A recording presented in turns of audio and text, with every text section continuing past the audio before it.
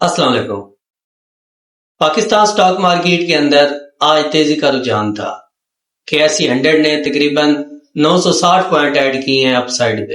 آج جو مارکیٹ نے کلوزنگ دی ہے وہ 1,19,931 پوائنٹ کی دی ہے۔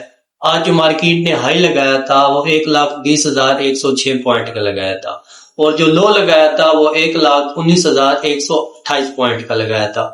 تو آج جو والیوم ریکارڈ کیا گیا تقریباً 28 کروڑ کا والیوم ریکارڈ کیا گیا۔ آج اپ سائڈ پہ سب سے زیادہ نیشنل بینک نے پرفارم کیا ہے، اس کے علاوہ بینک الحبیب ہے، اس کے علاوہ UPL، OGDC، PPL، اٹک ریفائنری، اور اس کے علاوہ HPL، بینک الفلاح، PSO اور DG خان ہے۔